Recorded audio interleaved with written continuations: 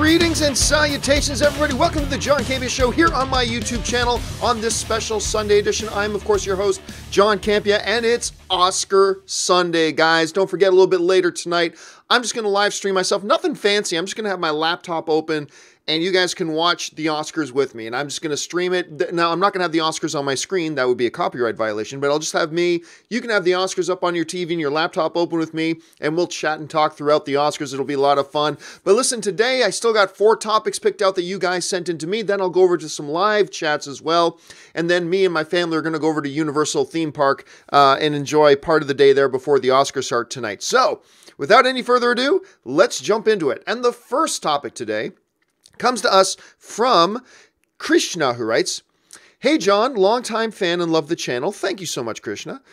Do you think the Academy will ever recognize motion capture performance and nominate an actor for it? Will an actor ever win for motion capture? I personally think that Andy Serkis deserves not just a nomination, but deserves a win for either Dawn or War of the Planet of the Apes." All right, well, the question of motion capture comes up once in a while, and today is a good day to bring it up. I mean, it is Oscar Sunday. To the last part of your question, did Andy Serkis deserve to win an award? No, I don't think so. I also don't think you can give an award to a motion capture performance in a best acting category. I think it'd be very difficult. Like, I believed also that for Planet of the Apes that Andy Serkis deserved a nomination. I did. But winning it, I don't think that would ever happen at this point. Now, on to the question of will they ever have a category for motion capture? And I believe the answer to that question is yes. I believe at some point in the future, there will be a category for motion capture performance, a separate category. And the reason why I think they will is because of the reason why I think they don't right now. And here's what I mean. The reason why I don't think they do right now, nor should they have a category for motion capture right now, is that there is simply too small a percentage of movies that get made that have motion capture in it. So when you have a category like Best Director, every movie has a director. When you have a category for Best Actor, every movie has an actor, unless it's an all-female cast. Every movie has, or practically every movie has a best lead actor. Some movies will have lead actresses and no lead actor, but just a supporting actor. That happens sometimes, yes, and vice versa. But the vast majority of movies have a lead actor, have a lead actress, have supporting actors, have supporting actresses. The vast majority of movies, if not every movie, has best cinematographers. The best, every single movie out there has an editor. So when you're talking about these categories, you're talking about categories that have mass representation. As opposed to, say, motion capture right now, which while motion capture is getting more popular and used more often, it is still a finite percentage of the overall movies. If you created a category for motion capture performances right now, you'd be basically making an Oscar just for a very small select group of people, and that's not what the Oscars do, per se. Most movies have makeup and costumes. Most movies have set design. Most movies have directors. Most movies have et cetera, et cetera, et cetera, et cetera. Very small percentage of movies have motion capture artists using them. That's why I don't think they have them right now. But your question was, will they? And I believe the answer to that question is yes. How far into the future, whether it's 5 years from now, 15 years from now, 20 years from now, I'm not really sure. But as the technology gets better, and as the technology gets easier and cheaper, I believe we'll see more and more films in the future utilize motion capture in a variety of different ways. There's 1,000 different ways you can use motion capture. So I believe once we get to a point where you can arguably say, hey, like a quarter of the movies that get made today utilize some form of motion capture, or a third of the movies that get made today utilize some form of motion capture, which I believe will happen sometime. Then at that point, I believe the Oscars will take a look at legitimizing that as a category in the Oscars. But we're not at that point right now, nor should we be at that point right now. But if your question is, will they ever? Yeah, I believe the chances are eventually we will. And it is a discipline unto itself. You know, I've heard Andy Serkis talk about this, and because he's acting like he was just in Black Panther, did a terrific acting job, but he talks about how your approach to your performance when you're the live action actor versus when you're doing motion capture, it's a different discipline. It's a different set of skills you bring to the table when you do it. And so therefore, I do believe it could stand as its own category. You just need more representation in the sheer number of movies that utilize it before you can legitimize it as an Oscar category. But it will happen at some point. Again, though, I can't say whether that's in 5, 10, 15, 25 years from now, but I do believe someday, eventually, we're going to get it. I really do. All right, let's move on now to the next topic. And the next topic today comes to us from Patreon supporter Gabrielle Bessa, who writes, "My question is, any news about the Spielberg's The Adventures of Tintin sequel? It was announced years ago, but I've never heard of it again. It's a shame because I loved the first movie and it did relatively well at the box office. Thanks." All right. Well, thanks a lot for the question, Gabriel. And thanks so much for being a Patreon supporter, by the way. You are one of the reasons this show is even able to exist. It is surprising to me how often questions come in regarding Tintin 2. I honestly didn't realize the first Tintin was that popular with people, because it really does surprise me how often, at least once a week, over the past 5-6 months, at least once a week, one question comes into me regarding Tintin. Where's Tintin 2? All this kind of stuff. Now, I know there's this impression out there that the first Tintin did really well financially. It didn't do really well financially. It did okay. But it was a film that had, like, its budget was in the $135 million range, and it made about $370 in that range. It may have broken even, but it wasn't, financially speaking, a bona fide hit. Although people enjoyed it. I mean, most people I know who've seen Tintin, they really like it. The critics seem to like it. I think it got like a 75, 76% Rotten Tomatoes rating. So the critics generally liked it. The audience generally liked it. You had some incredible filmmakers involved with Spielberg and Peter Jackson. And the plan with Spielberg and Peter Jackson was they were going to do a trilogy of Tintin films. Spielberg directs the first one and Peter Jackson produces it. Then Peter Jackson directs the second one and Steven Spielberg produces it. And then the third one, Jackson and Spielberg would co-direct together. That was the plan in 2011. But a couple of things happened. Number one, the box office didn't do nearly as well as they had hoped it would. It just basically broke even. That's not what they were thinking the Tintin movie. You don't spend $135 million in production, $100 million in marketing. You don't spend all that money hoping to break even. So there was that. That was a bit of a setback. The other big setback was this. At the time when they were doing Tintin, Peter Jackson wasn't going to direct the Hobbit movies. Guillermo del Toro was going to direct the Hobbit movies. Remember that? So it was shortly after they finished Tintin that Peter Jackson realized he was going to have to direct the Hobbit films, and that kept him tied up until like 2014 or something like that. So then he was tied up completely. That threw their schedule off. Well, what happened since then? Why haven't we seen anything since then? Well, about a year ago, I think, Steven Spielberg said that Peter Jackson was going to direct another film for Steven Spielberg's company, and then they were going to do Tintin. But the problem is now, Peter Jackson's got this Mortal Engines movie coming. And you know they want to make that a franchise. So I'm like, they're saying the company behind it and Spielberg are still saying they're going to do Tintin 2. I'm going to say right now, I'm doubting that we're ever going to see Tintin 2. I'm not saying it won't happen, but I'm saying I'm developing my doubts here. I am really starting to doubt that it's ever going to happen for all the reasons we already talked about, which is too bad because the first one was kind of charming. It really was. All right, let's move on to the third topic of the day. And this one comes to us from another one of my Patreon supporters, Chadwick Shreves, who writes, I was pleasantly surprised to hear that some of the first reactions from screenings of Tomb Raider are mostly positive.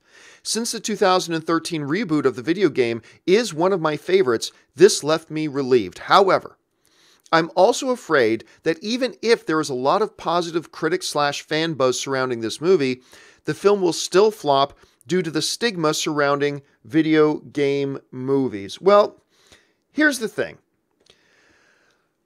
First of all, I'm not sure that any reports you've seen about positive reactions coming out of a Tomb Raider screening are legit. Like, I'm not aware of from any legitimate source that actually happened. And maybe it did. It's possible it did. I'm just saying I'm not aware of any legitimate source of that actually happening.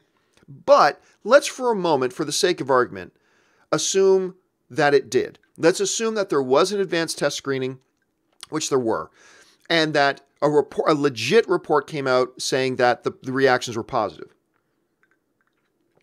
Okay, let's follow that logic for a second. Should we still worry that even if the critic reaction is good and the fan reaction is good, that the film could still flop? Yes, but I don't think it's because of the stigma of video game movies. I generally don't think there is a stigma of video game movies outside of the hardcore online movie fans. And remember, we only represent about 10% of the movie-going audience. I think generally speaking, if you just ran into a person saying, name a video game movie, they could probably name 3 or 4, but I don't think the most of the average movie-going audience is even aware of a stigma surrounding video game movies. So I don't think that's the issue. I think that the reason the worry should still be there that this film may not perform very well, even if the critic response is pretty good and the audience response is pretty good, is that I don't think the marketing's been very good. I really like the first poster. I enjoyed the first trailer as a first trailer, but honestly, for me, I'm looking forward to it just because of the subject matter. I'm really excited about the movie, but the trailers are not responsible for me getting excited. The trailers have not increased my excitement at all. I was already excited because of the subject matter, because you got Academy Award-winning talent involved, all those reasons why I'm excited about it, why I'm still excited about it. But the trailers have done nothing to increase that excitement. And now, I think if you present these trailers to an average movie-going audience that doesn't have a pre-existing excitement, I don't know that these trailers are getting people psyched up to go see Tomb Raider. I just don't know. So, if there is a fear that, Tomb Raider, even if it's getting some early positive reactions, even if it does get pretty good critical response, stuff like that, if there is a fear that it still may not perform well, it'll be because I think of a very poor marketing campaign. So, we're just going to have to wait around and see how that all turns out. All right, let's move on now to the final email question of the day, and then we'll go over to some of your live questions because I see you guys are pumping in a lot of live questions. All right, the final email question today comes to us from another one of my Patreon supporters, Justin Lee. Thank you so much, Justin. And he writes, it's starting to become common to see blank reveals there was an original 4-hour cut as news. Isn't it standard for directors/editors to put together everything they've shot for the first rough cut in order for them to start trimming it down? That means there's always an quote-unquote original cut.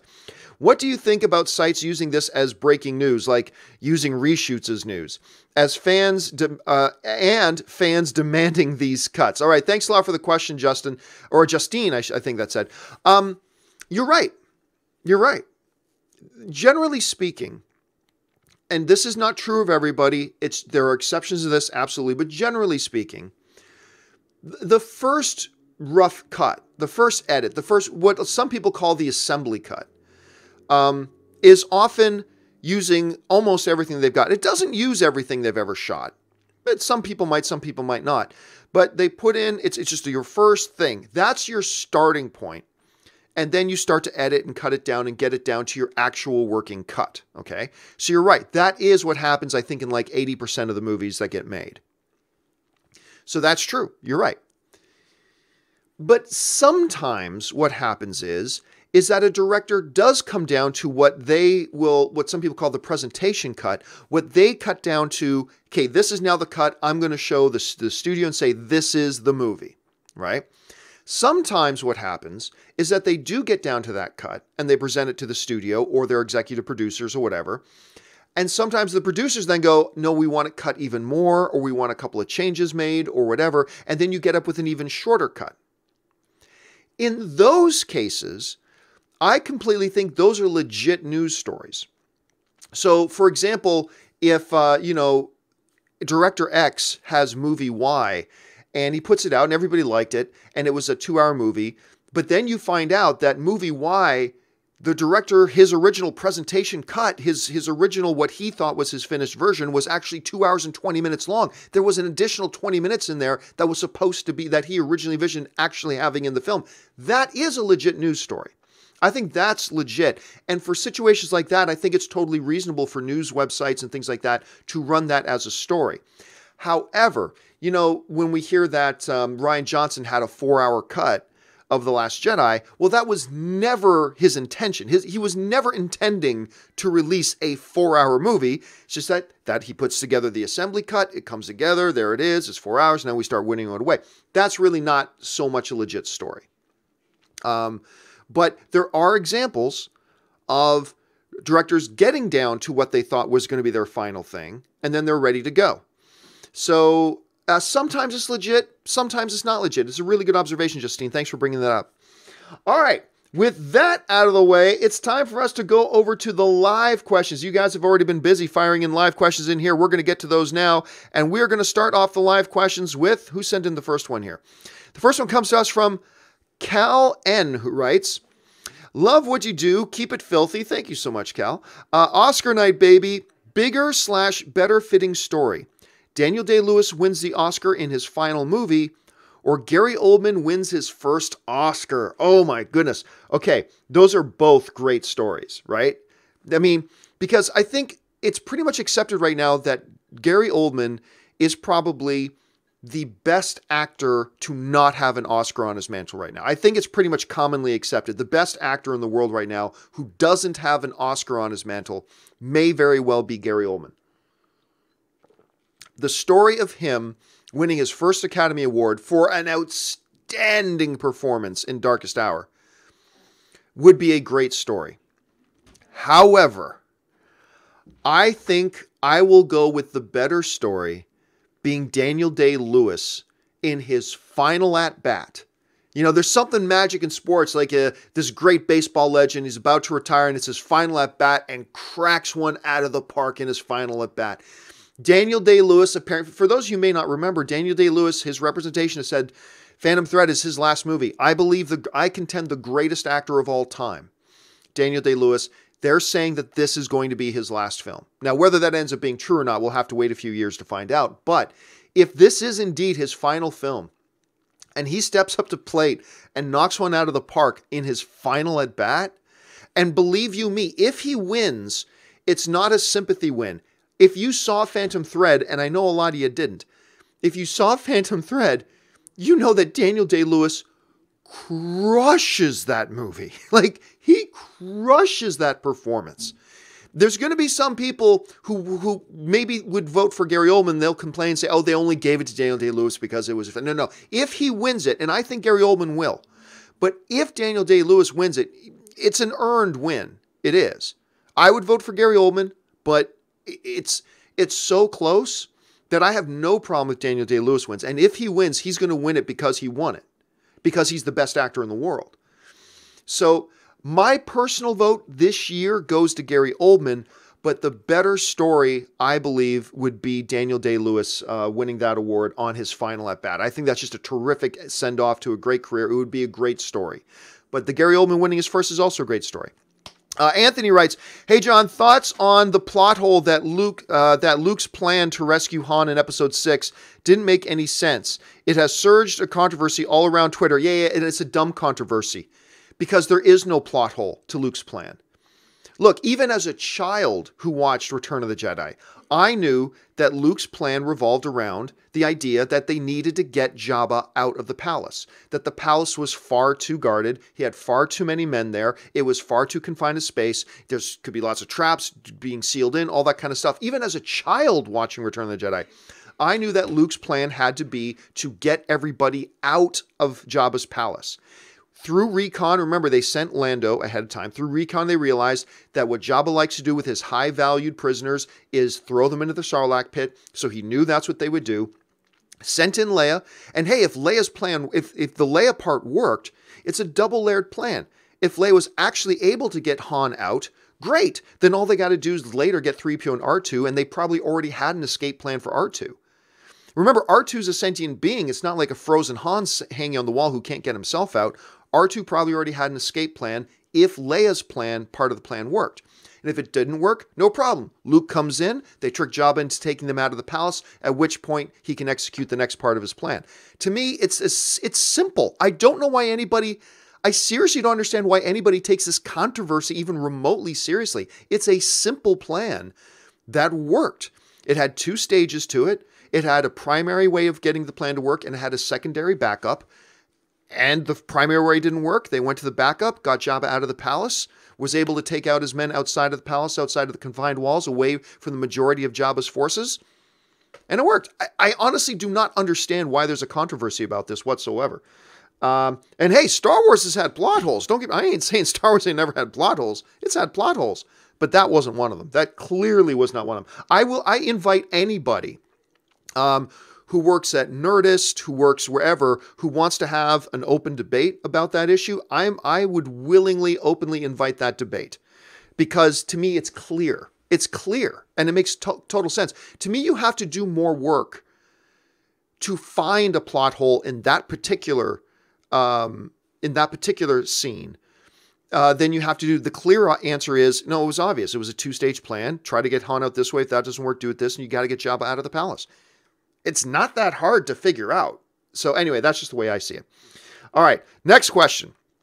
Chris Minor writes, who in the Academy nominates original song? I don't know for sure, but I know in the Academy there's multiple branches, right? The acting branch puts up the nominees for acting. The directing branch puts up the nominees for directing. Then the whole Academy votes. So either, I have to assume there is some branch that does that. I don't know for sure, but I just have to assume there's some branch that does that. Let's see. Sujith writes, couldn't comment on your Oscar predictions vids because I was in bed. My predictions: Best Picture, Shape of Water. Best Director, Christopher Nolan. Excited. Those aren't bad picks, man. I mean, my Best Picture pick is still 3 Billboards, and my Best Director is either Christopher Nolan or Guillermo del Toro. It's going to be really, really close between the 2 of them. Let's see. Jackie just sends in a super chat. Thank you, Jackie. DC Patience writes, hey, John, you've been pretty honest about MoviePass. Are you concerned that they'll retaliate or sue? Well, okay, first of all, my background is law. And if MoviePass wants to try to sue me, bring it. I would welcome it. I can't wait to countersue. But no. Like, look, MoviePass, and by the way, I like MoviePass's service. I do. I like it. I just think they're a shady company. No, you can't sue somebody. Like, here's where MoviePass could sue me if they wanted to. If I came on and said, as a matter of fact, that the CEO of MoviePass clubs baby kittens to death at night before he goes to bed, that the only way he can go to sleep at night is by taking baby kittens and beating them over the head with a shoe until they're dead. If I said that as a matter of fact, then that is spreading wrong, defamatory information about somebody, and rightfully so, I could be sued for that, and rightfully so. But you can't be sued for simply giving your interpretation of something, for giving your opinion on something. You know, all I've done with MoviePass is state, okay, here's what we know as fact, you know, these are the statements they've made, and here's how I interpret this.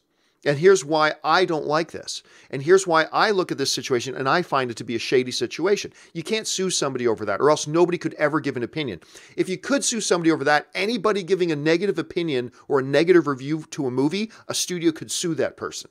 So it would be just ridiculous. And they wouldn't do that. Look, I'm not trying to say that anybody at MoviePass are monsters. I'm just saying I think the way they conduct business has been very shady. And I do not, as a consumer, as one of their customers, I don't appreciate how they deliberately try to mislead their customers.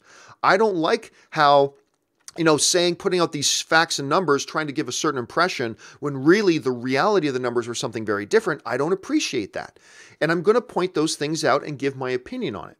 And on that case, it's totally fine. So no, they will not retaliate. And if they wanted to try, I would more than welcome them doing. But look, I don't have what you would call an adversarial relationship with MoviePass. I actually want MoviePass to work.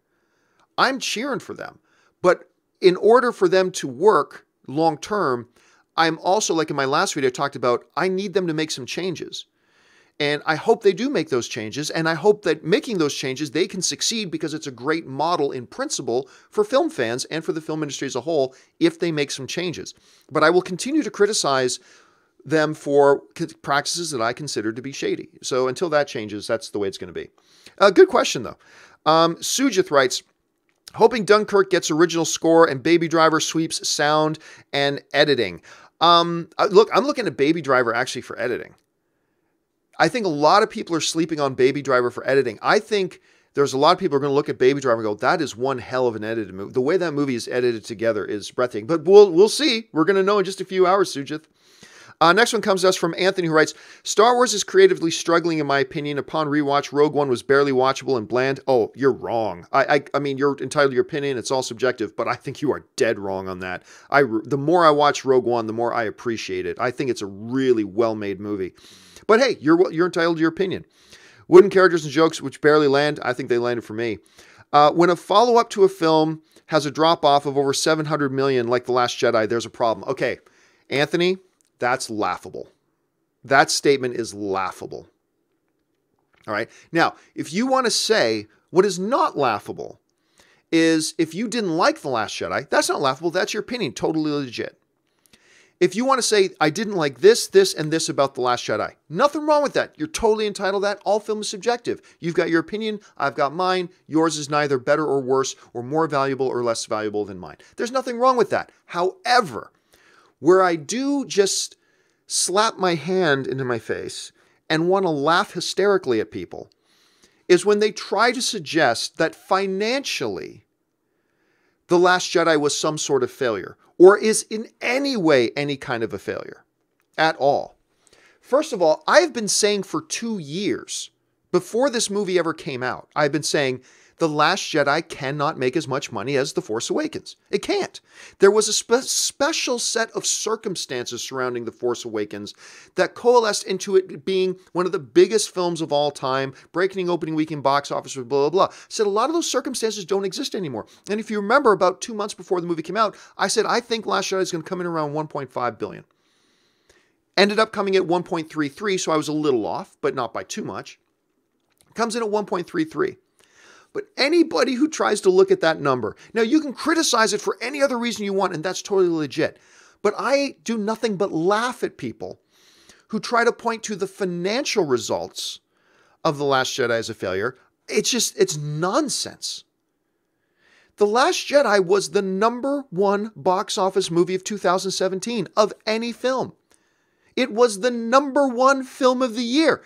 And you're somehow going to try to point at that and say, oh, failure. It was the #1 film of the year.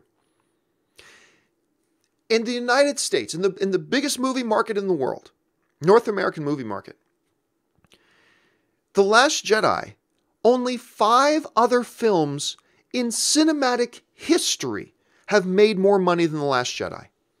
Only 5 films in all of cinematic history have made more money than The Last Jedi. Those movies are, hold on, let me pull this up here. Yeah, I know one is the Avengers. Hold on, let me get this up here. Okay, here it is.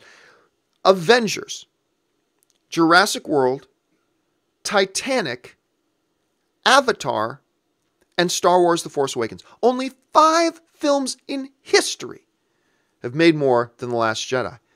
The Last Jedi, out of all the celebrated history of Star Wars, The Last Jedi is the 2nd largest Star Wars movie of all time. Now look, none of that suggests that Star Wars Last Jedi is a good movie. I think it's a good movie. I have my problems with it, but I think it's a good movie.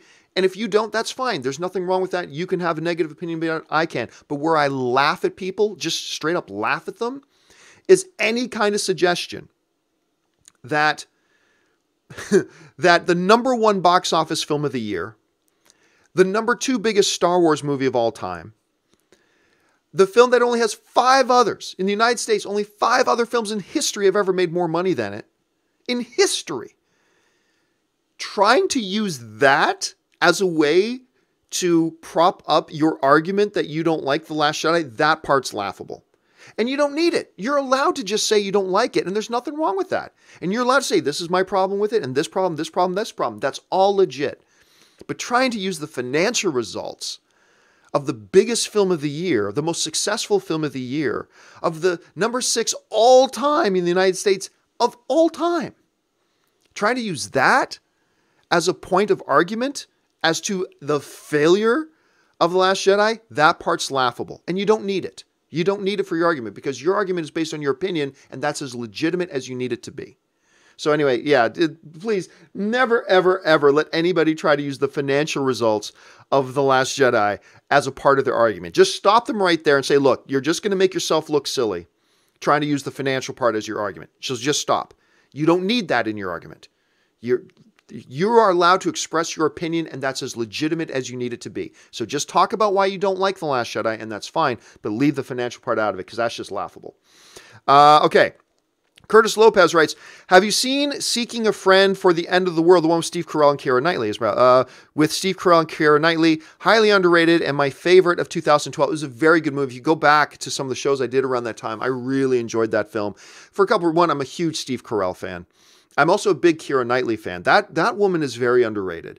Producers know how good she is, but I think the audience misses sometimes and forgets just how good of an actress Keira Knightley is.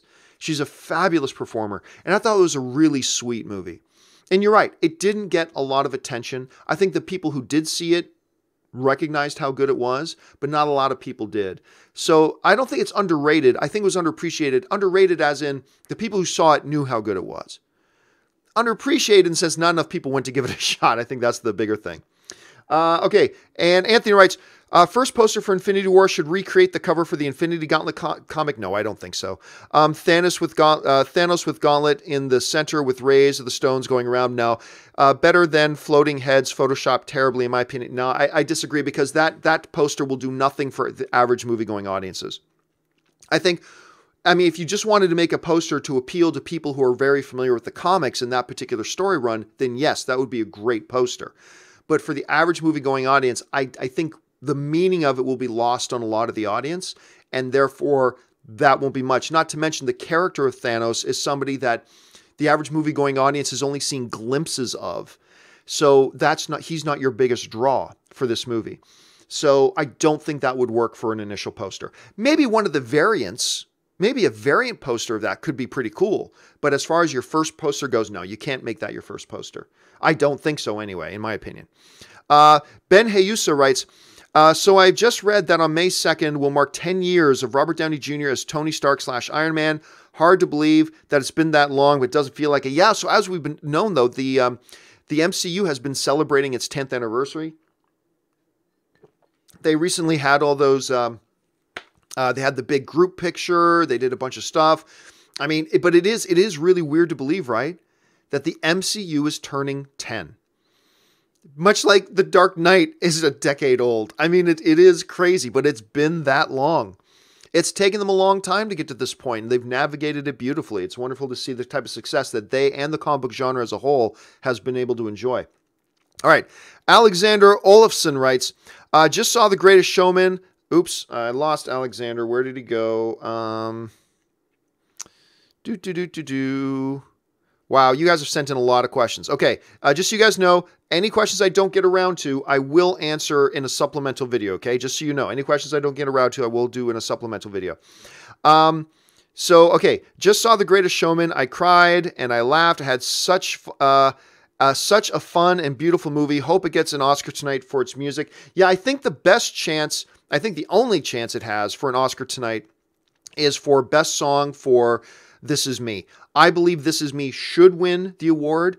It is a song that captures the spirit of the entire movie. It really, in one nutshell, in one song, that essentially captures the spirit of the movie The Greatest Showman. Its biggest competition will be Remember Me from Coco, which is also a great song. But I believe it should be This Is Me, and I think it's got a good shot. That's my pick to win tonight, is This Is Me. Sujith writes, curious to know your favorite sci-fi concept or plot device. Mine is time traveling, dilation, transcending, anything to do with time. I've actually grown tired of time travel in my sci-fi stuff, to be honest with you. I'm not a big fan of it. As far as what my favorite, I don't know. I'd have to think about that. But I just know that for myself, I'm glad that you appreciate it. But for me, it's something I've grown tired of time travel, and quite often I find that stories will use time travel as a cheap loophole to get around plot problems. So yeah, I'm not a big fan of time travel myself. It can be used great, It can be used great. I'm just saying, generally speaking, I like to see people do stuff other than time travel. Samantha Elliott writes, did you ever watch FX's The Shield? Hugely underrated film, in my opinion, or underrated show, in my opinion, especially when placed next to The Wire. If you did, what did you like about it? Oh, it's great. I mean, you got Walton Goggins in there. You've got Michael Chiklis, which really put both of them on the map. It was intense. I loved shows, especially around that era, that explored the gray. You have black, you have white, but that middle thing, the gray. The Wire did that great as well. And I did think The Wire was a bit of a better show than The Shield, but The Shield was fantastic, and I enjoyed that show a lot. And by the way, if you guys have never watched The Shield, treat yourself to a good binge session. Treat yourself to a good weekend-long binge session or a couple of weeks of binging for The Shield. I think you guys are going to be really happy that you do. Hey, Ray. Ray's here. We're going to Universal a bit. Actually, Ray, can you close my door for me? Yeah.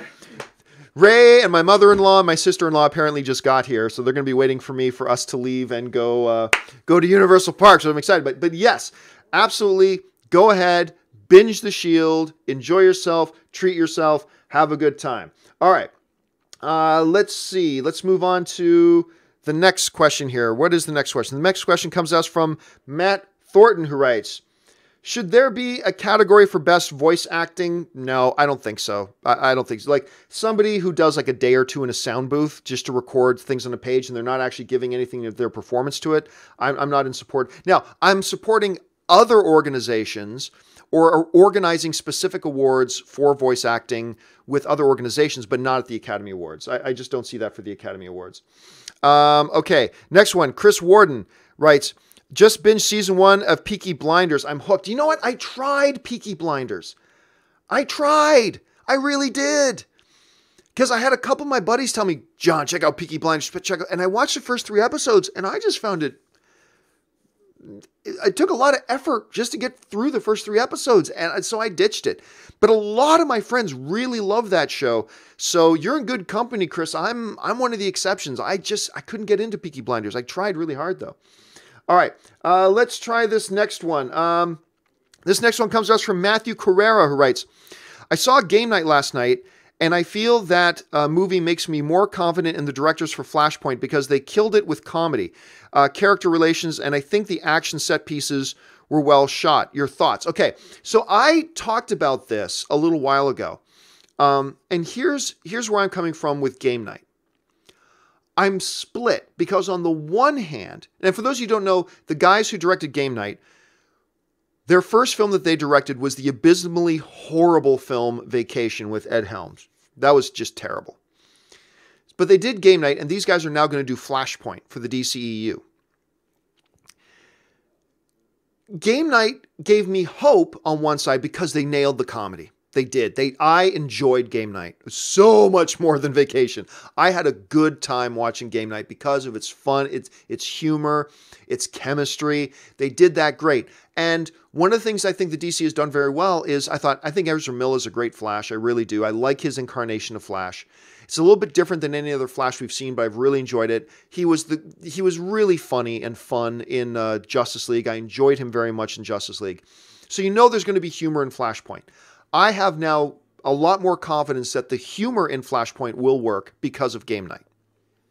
However, I'm also on the other side of the coin. I'm a little more pessimistic now because one of the things I didn't like about Game Night, even though overall I enjoyed it, was that their narrative path was clunky at best. I didn't like their storytelling. The humor of Game Night saved that movie.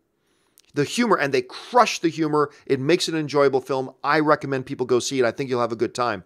But one of the strengths of the movie was not the story and its narrative direction and how they told the story. Much like I thought their storytelling in Vacation was terrible. So it makes me a little bit more pessimistic about Flashpoint at the same time. So I'm encouraged for Flashpoint because I think now they're going to nail the humor. Now I feel good that they're going to get the humor. But I'm also pessimistic about it because I still haven't seen anything that they've done that tells me they can direct a good narrative. And so I'm a little bit torn on it. You know what I'm saying? So all I'm going to do, cross my fingers, hope for the best, and let's see what they're able to do. Now they've got another film under their belt. They've got 2 films they've done now. Maybe that experience will help them going into Flashpoint. let's try to stay optimistic and keep our fingers crossed. All right. I'm just going to take a couple of more here, and then the rest I'll have to get to in a supplemental video today or tomorrow. This one comes to us from Yang Knich, who I'm sure I'm mispronouncing that, Yang. Forgive me. Love your show. I don't know if it's me, but I can't seem to get through to... Okay, let's see. But I can't seem to get through any of the Oscar movies without falling asleep. I just get bored halfway through. Well, hey, man, that's the nature of the subject nature. Just because a lot of other people think certain movies are great doesn't mean you have to.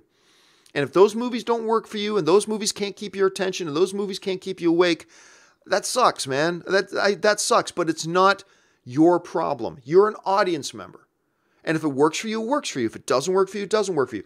That's what I love. Personally, I love this year's batch of Best Picture nominees. I think they should have included Logan, and I think they should have included Molly's Game. But aside from that, I really enjoy every one of those films that are on there. And that sucks, man. They don't work for you. That's really too bad. But thanks for sharing that, man. Balloon Head just sends in a blank super chat. Some of the names you guys, screen names you guys come up with is great. Matthew Carrera writes, Shape of Water was great and should win Best Picture. Dunkirk is technically beautiful, but not much character development. You're right. I mean, they went with Dunkirk went in a different direction. They went more with the setting became the character.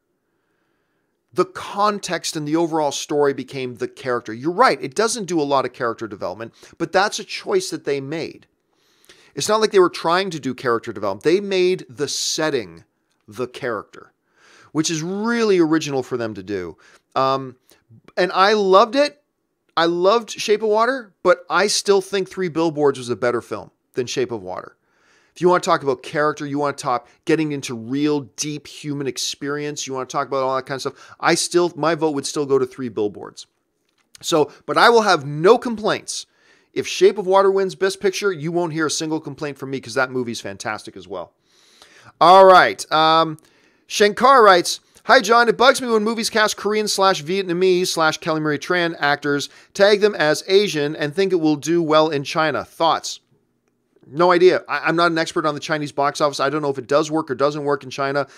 Like, I don't know. I mean, it's similar, different, but similar in some ways to the same argument I hear from people. Why they cast Australians to play Americans? Why cast an American to play a British guy?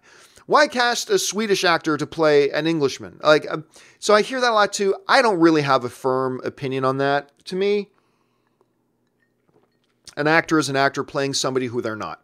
But if you're asking me specifically about like Asian box office stuff, I'm not an expert on Asian box office or how that works or what works there and what doesn't work. So there's no point in me giving an opinion about that because it wouldn't be worth anything.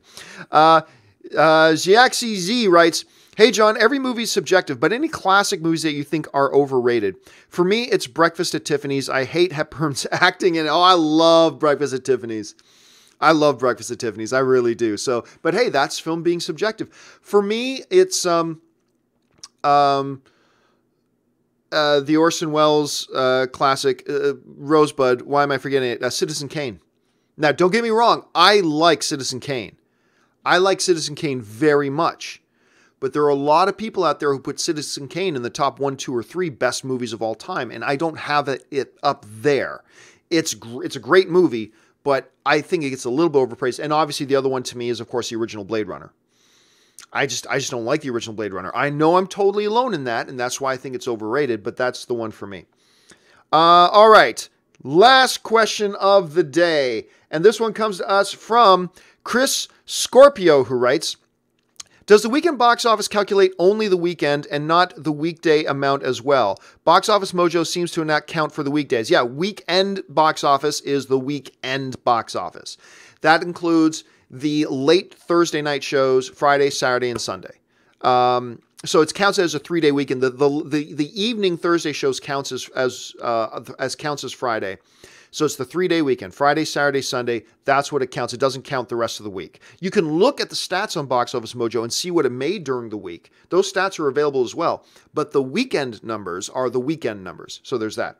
And you know what? I got one more. I got time for just one more. Let's squeeze in one more here. This one comes to us from Andrew Gifford, who writes, Watched Blazing Saddles the other day. Classic. What are your favorite Mel Brooks comedies? Well, actually, it's funny because somebody asked me that the other week, and I mentioned Blazing Saddles. One of the all-time greats. One of the all-time greats. What's really funny is there are a lot of comedies, like old comedies before I was born and things like that, that you can watch and don't quite age well. Mel Brooks's comedies just seem to still work. Blazing Saddles, I think would be considered edgy today. So there's that, and obviously Spaceballs for me. I absolutely adore Spaceballs. Spaceballs to me is just killer. Okay, that will do it for me, guys, for this installment of the John Campea Show. Thank you so much for joining me today. Listen, don't forget, if you're not a subscriber to the show, make sure you click that subscribe button, become a subscriber, and don't forget, later tonight, I am going to be doing a live stream of me watching the Oscars, so sit down and watch the Oscars with me. I will read your comments as well throughout the show, and it should be a good time watching the Oscars, so watch for that a little bit later.